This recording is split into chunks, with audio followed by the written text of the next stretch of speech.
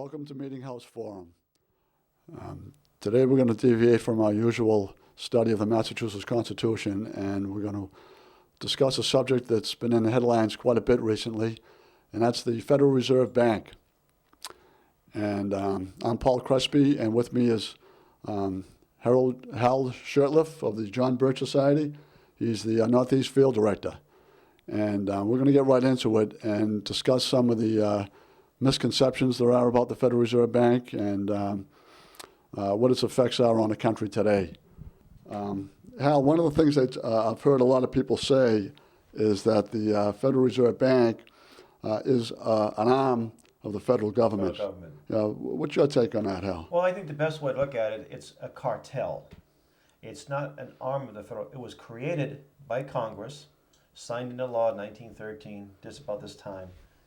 So it's close to 100 years old, but it's a private entity created by Congress. The directors, the Board of Governors, are appointed by the President with approval of the Senate, but they have no oversight whatsoever. And like a private organization can sell shares, and if you own shares of stocks, you might get dividends or what have you. They have such things as shares, but you don't sell them, you don't buy them, there's no dividends paid on them. So it's not exactly what you consider a private organization. You could buy interest in a private bank. Sure. I don't know if you have a Weymouth Savings Bank or Quincy Savings Bank or something like that. That's a private bank, highly controlled by the federal government and the state government. But you can buy shares. You could get their annual report and who makes the money, who owns what, who owns the share. That's all public knowledge. The Fed's not like that. Well, I spoke to somebody recently who spent a career in finance, and he was stunned to find out that the Federal Reserve Bank has never been audited. Well, it hasn't. What's been audited has the building and maybe the filing cabinets and paper clips, but the books, the financial transactions, have never been audited. And there used to be a congressman from Texas, Henry Gonzalez. He was a Democrat, I would say, a little bit to the far left of the spectrum. And he submitted a bill every year to audit the Fed, and it would go nowhere. Really? Outside of the Committee on Banking, it would go nowhere. And what's wrong with auditing the Fed? Because I think, first of all, there'd be a whitewash. Sometimes we're like, oh, we need to have a congressional hearing on it. Well, that's good to get that one, but you have to have the right people at these hearings that will actually do the right thing and get down to the bottom of it. And then you could see the powers that be that would be going after it viciously. When they tried to investigate the big foundations back in the 50s, when the big establishment newspapers are saying they're wasting money, they have no problems wasting money, but it's wasting money, so-called wasting money on something like this. So you'd have to make sure you get honest people investigating, and that's going to be, at this present time, very difficult to do. Well, it makes no sense that they regulate the entire financial industry of the country, and yet they're not accountable to anybody. What's it's incredible. Is that there are a lot of people who think that when they have a bill that says $1, a Federal Reserve note, that something is backing this. There's probably gold somewhere. They may not even be cognizant of it. You go to a bank or you go to a restaurant or a store and ask them if they take Federal Reserve notes. And they would probably think, gee, I don't think so, because they don't even know what they're taking. Sure. And if they haven't really studied it, then of course they wouldn't know. And think of this: we have dollar bills. Now, you probably got you might have got a phone bill. You don't take that instrument of debt, that phone bill that says you owe the phone company $65 for this month, and go down there and buy things with it, do you? Of course not. No. Every bill in circulation, every dollar bill, $20 bill, $10 bill, $5 bill, is an instrument of debt. And if if the debt was paid off, these bills would disappear. All these FRNs, Federal Reserve notes, would disappear from circulation. It's sort of mind-boggling when you think about that, because that's what they are. They're called dollar bills, and it's an instrument of debt. The government will give will so-called sell to their notes to the Federal Reserve Bank. Federal Reserve Bank then they authorize the printing up of this money, and it's kicked out in circulation. And we think, well, we get more money. That's great. Well, you mentioned debt, and currently the government, we're in debt. Every man, woman, and child in this country is in debt. I think it's $330,000 well, I heard a head. different figures. And it goes up as we speak, and by the time this is being aired, it might be another several thousand. It's something like every man, woman, and child in this country, 300 million or so, $35,000 to $40,000 in debt as of today. And then since these bailouts, Now the auto industry was the big, Yes, big yeah. bailout, 700 million. But the Fed kicked in $2 trillion so far this year. And now another 15 billion seems like, wow, what's the big deal? 15 billion. Go ahead and do it.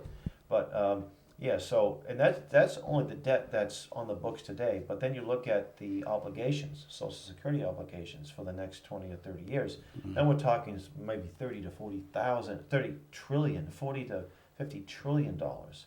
Well, people like me, I'm approaching that. I'm a baby boomer. I'm approaching that retirement age. I got to think about it another couple of And you're years. get a nice big fat check from Yeah, oh, Social sure. Security, and you can go to have a place on Florida, have a place on the Cape. Sure. Yeah. Well, that might have been true 25 years ago, but I think people realize now that that's not going to be viable in the next couple of years. Well, what happened is the American people were told that we have to support this bailout because it will help the middle class. George Bush talked about it, and McCain and Obama, the middle class.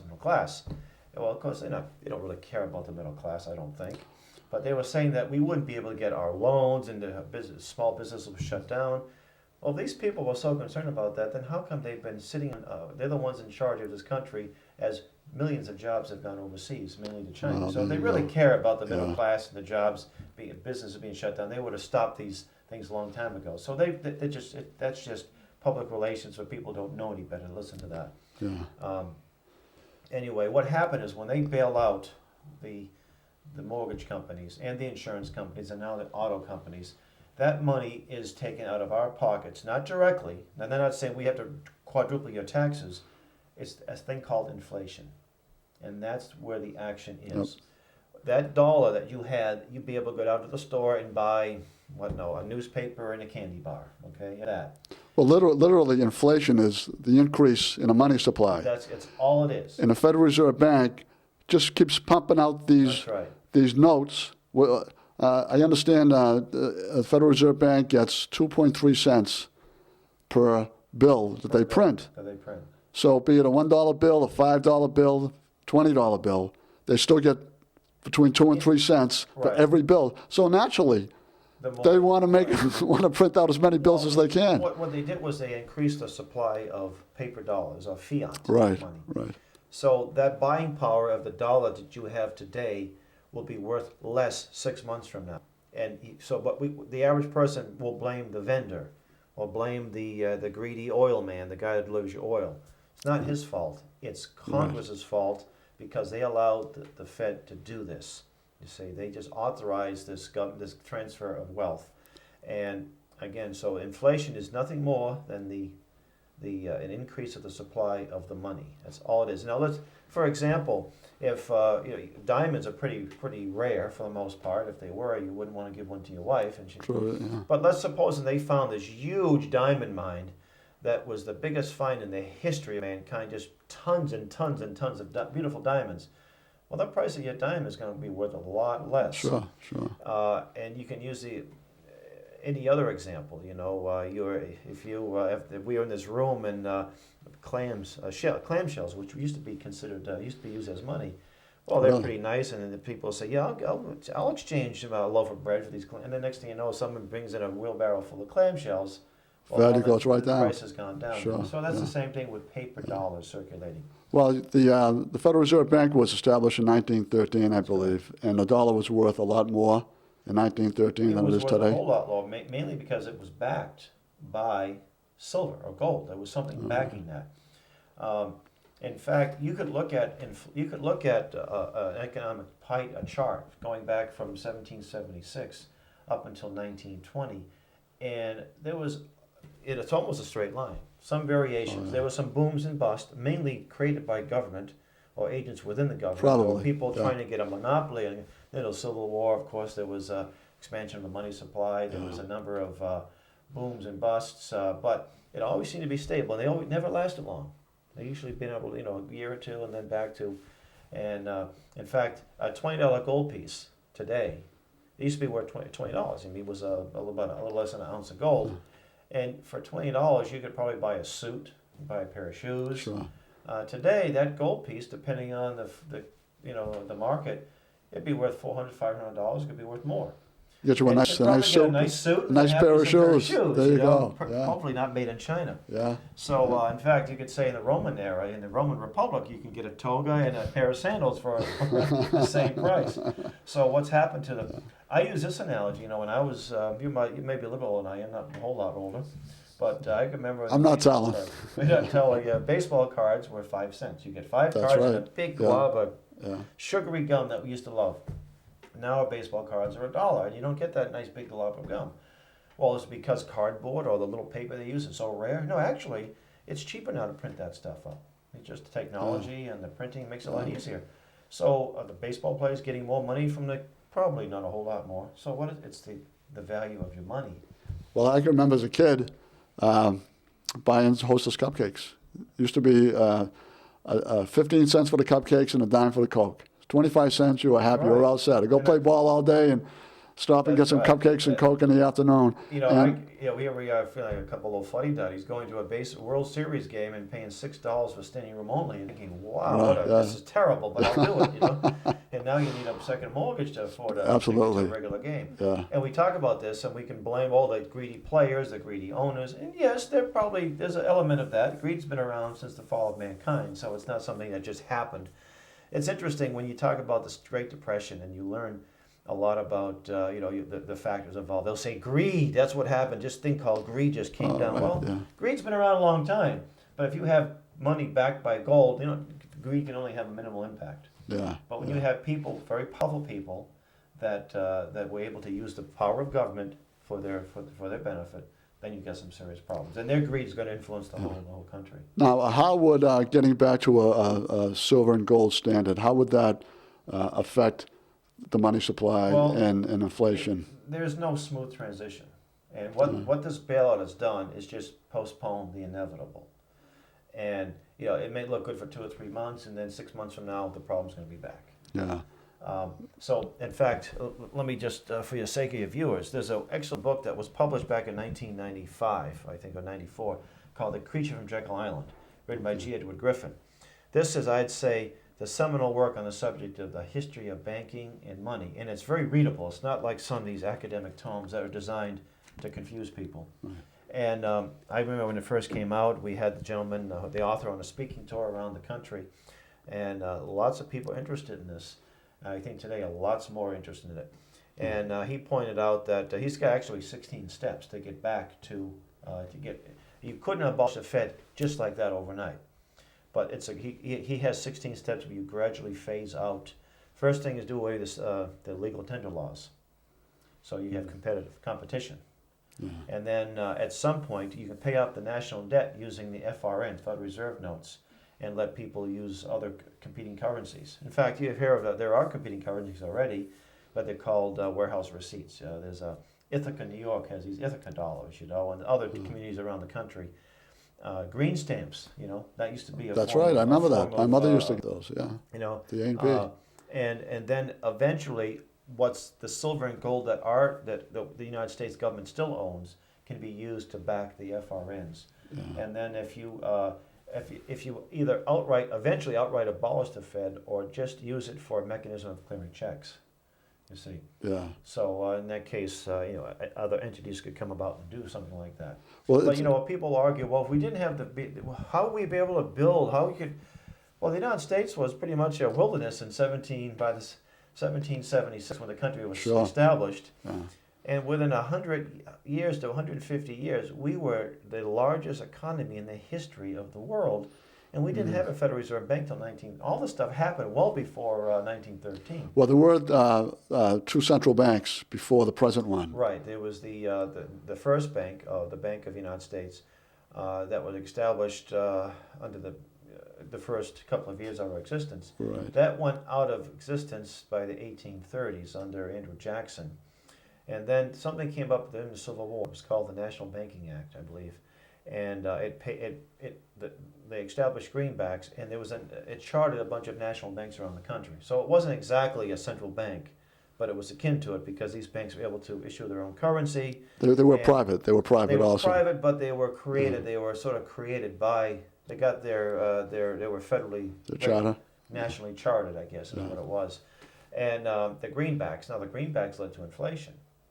And the difference between a greenback is that at least the Treasury issues them, and you're not paying interest on the fiat money. Yeah. And they eventually were contracted, and we got back to somewhat of an honest system. Although there's always, and this book points out, there's always been some type of manipulation of the currency throughout the course of our nation's history. Yeah. Well, there's been a lot of talk about doing something about the Federal Reserve Bank. I know there's been some demonstrations recently. And what steps can we take as average citizens to put an end to? There's a few steps. First off, we have to be able to. We don't have to be experts on the subject. I'm certainly not an expert on it. I know you invited me on the show. I said, well, I better bone up on the subject because it's something that when the book first came out, I read the book, and then of course we talk about this all the time in our travels. But to be more up to date, I would say for your listeners to inform themselves. And there's a couple of ways to do that. Of course, not just listening to yours, watching your show. That's a good way to do it. There you go. But I would recommend a copy of this book, The Creature from Jekyll Island. Now, this is a little bit investment in time. It's not that expensive a book. It's probably the same cost of a Stephen King novel. And it's probably more frightening, too, than a Stephen King novel. Sure. The Creature from Jekyll Island, by the way, is the island. It's a resort off the coast of Georgia with a secret meeting. And it was a secret meeting. These folks do have secret meetings. And 5 or 6 of the, maybe it was 7 altogether, of these people represented about 1/4 of the world's wealth got together to formulate this Federal Reserve System. And they got it. It took them 3 years, but they got it. And to understand how it works, and you need to read books like this. There's other books, but I like this one. There's a book that we also published called Financial Terrorism. That book is no longer in print, unfortunately. It's a little condensed version of this book. Also, our president, John McNally, has been doing a speaking tour. He's actually going to be doing it for the next year or so. And we put together a DVD called Dollars and Cents, and I will be happy to send a copy of that to anyone upon request. Okay. It's about a 40-minute discussion he gives on the subject, and there's visuals and footage. It's a very well-done presentation. So you watch this, you'll know more about banking than the average bank president, and if you read this and watch that, you probably know more about it than most postgraduate economists. Now you could go online to find out how to contact you. You can go to jbs.org. That's our website, of course. And you can send me if I can give out my phone number if I could. Yep, absolutely. And maybe you could actually put it out when you put it on on crawler, sure. On the show, yeah. Okay. It's 857-498-1309. I actually live in Boston, so I'm not too far away. But if you call me up, I will be happy to send you a copy of this DVD. I know the internet, there's a wealth of information on the Federal Reserve Bank. You can also go to YouTube and watch this Dollars and Cents too. Well, there you go. Yeah, just go to YouTube and plug in John Birch Society channel Dollars and Cents, and you'll be able to watch it on YouTube. There are a couple of excellent YouTubes on congressional conferences with Ben Bernanke, the head of the Federal Reserve Bank. And where he's questioned about an audit, and he admits there was no audit of the bank. So once you inform yourself, there is a bill currently in Congress now. It's the bill probably will be reintroduced in the next session of Congress in January. It was sponsored by Ron Paul. It's H.R. 2755. I think you have it written down there. Correct. I think now that bill may not be the bill that will be the bill number in January, but you can. Urge your member of Congress, not just write a letter, get them on the phone. Sure. Call their D.C. office, call their local office, and maybe all their branch offices. Say, no more bailouts. We need to abolish the Fed. And we actually have a resolution, which I just sort of hot off the presses. It's designed to distribute to legislators or state legislators. And people say, what's the state got to do with the Fed? Everything. States created the federal government. All our delegates are really supposed to represent the interest of the people back in the states. Right. Yeah. And when a business goes under, when illegal aliens are it's not happening in D.C., it's happening here in this state. Yeah. It's happening in New Hampshire, it's happening in these others. So the states are the ones that have a vested interest, state legislators. So let them, and our job is to educate ourselves and educate others. Get a copy of this DVD, show it to your friends, host public meetings on the subject. There's all kinds of things that we can do. Well, I think it's effective. I think praying should be in there somewhere too. Yeah, absolutely. I have 5 children, and they had this debt at $35,000 per person. what would it be, 20 years from now? What would the standard of living be? Something we take for granted. Yeah.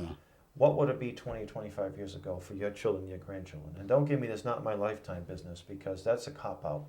Maybe it won't be, but you look at the standard of living has gone down dramatically in 20 years. My father, who owned a small drugstore in Hyde Park, when I was working in the post office years ago, I told him what I made, and he said, I never made that much money. Yeah. Well, he didn't need to. He was making about $10,000 a year, enough for a family of 5. We didn't live fabulously. But we were comfortable. We didn't go hungry. We didn't have a car, but my mother didn't have to work that much to, outside the house to supplement the income. Today, to have a middle-class existence, you've got a husband and wife working, daycare, kids are in daycare centers, and you probably need 2 cars because your husband's going one direction, wife's going another direction, and most middle-class people are in debt and live in the foreclosures. Yeah, it's so, and we're just, people talk about, oh, I'm just one paycheck away from, well, most people are in that position. And forget about earning savings. Most people don't. Your savings is in your home equity, which has just been wiped out. Yeah, I remember my parents bought their home in West Roxbury for $12,500. That was a lot of money back then. Oh, it was terrible. Yeah, and now that they sold it a couple of years ago for close to $400,000. And again, I'm sure they did some work to the house, but a house not that much more. Right? Exactly, a house that was built maybe in 1920 with some modifications and upkeep should not be worth $400,000. No. It should be worth a lot less. Doesn't make sense. Now if I bought a 1920 automobile, of course it's a classic. It's going to be worth a little bit more than it was when I paid for it. But a house is a commodity. It really value should go down, not go up. Well, you feel bad for people who are on fixed incomes right now. I know at the supermarket the other day, I was just looking at a loaf of bread, Arnold bread, which is about $4. $4. Yeah. $4 for a loaf of bread. Yeah. And somebody who's on a fixed income, that's too much.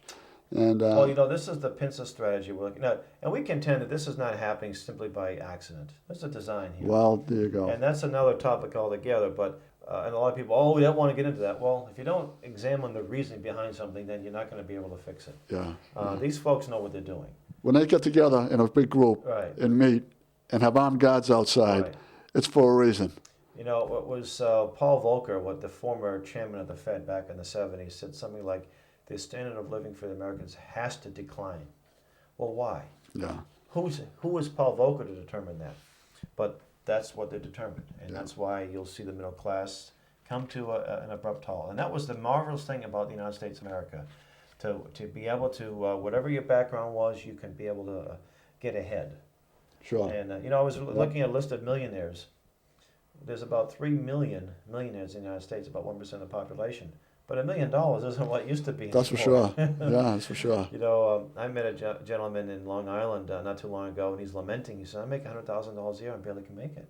Yeah. And I said, you're maintaining a mortgage, and it's not an extravagant lifestyle. Yeah. He's like, I got 2 children in college. I'm paying their tuition. Same Probably shouldn't be doing that.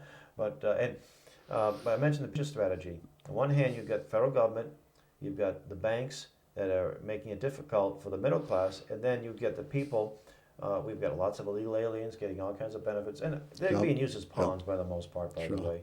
I'm not there to, but then you have people who see they can't go anywhere, and then they're getting Section 8 housing, they're getting food stamps, and they're getting fuel assistance, and they're getting free medical and free dental. Somebody's got to pay for it. And we're paying for that, and we're paying for the bailouts, and I'm having difficulty leasing a home.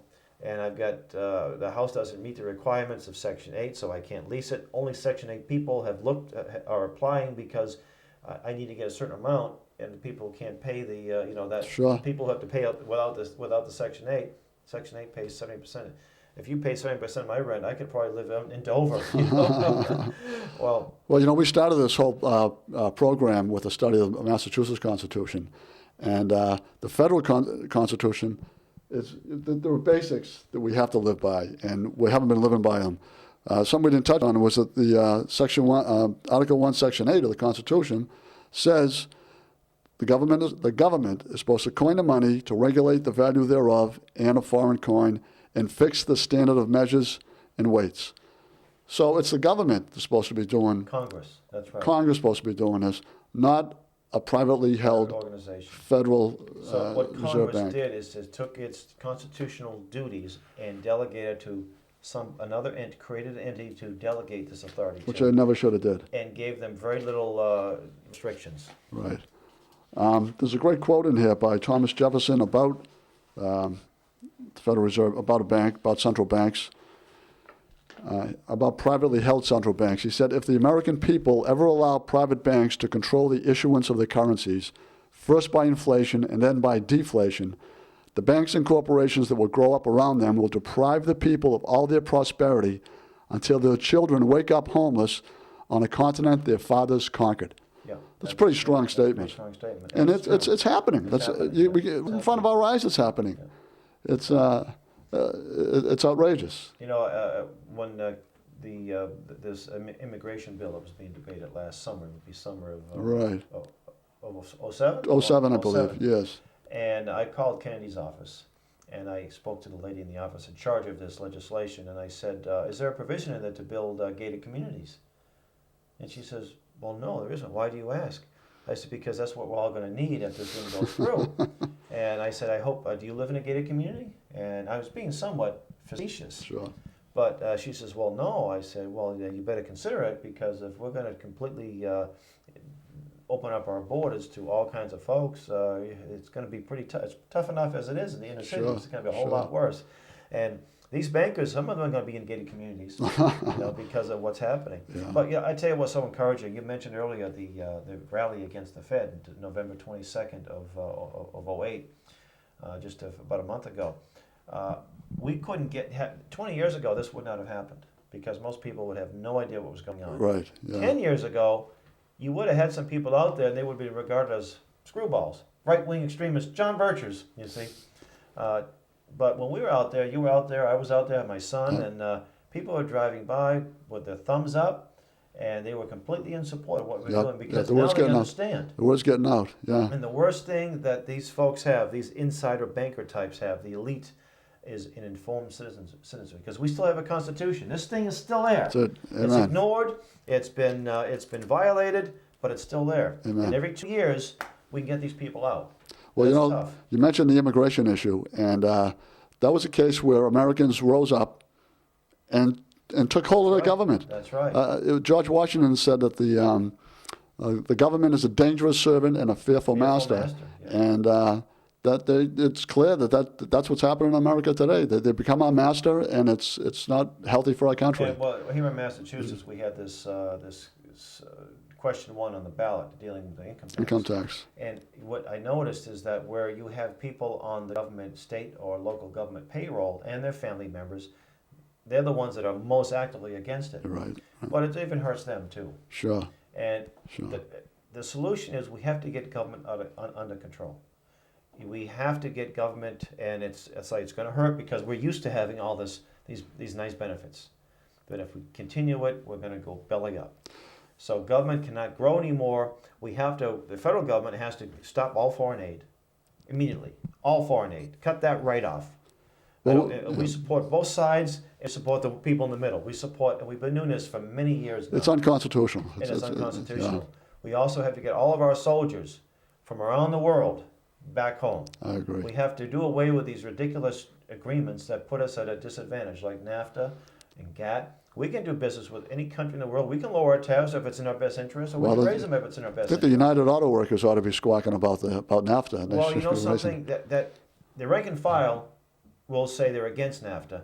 The local shops do it, but the folks at the top are tied into the New World Order, the insider types. Yeah. I mean, I remember when NAFTA was being debated back in '93. You didn't hear much until a week before. I remember hearing one of the head of the AFL-CIO, whose name I don't recall at the time, Kirkland maybe. Oh yes, we were fighting NAFTA tooth and nail. Well, no, they weren't. No. The rank and file were. Yeah. It was because of guys like Ross Perot that brought attention to it, and of course the John Birch side and other organizations, a lot of talk show hosts. But they didn't jump into the fight until it was just as a token opposition. They could have stopped it if they wanted to. Well, Hal, we're running out of time here. And once again, you want to give your website for Yes, it's the Birches? jbs.org. Check out our website. You get all kinds of great information. It talks about this subject. You can actually download copies of the resolution. that we're encouraging people to get to the States. If you want to join the organization, there's information about that as well, and local activities. Very good. And if you want to give me a call at 857-498-1309. I'd be happy to talk to you about what we're doing here locally. Very good. Well, thanks for watching. We'll see you again at the Meeting House Forum.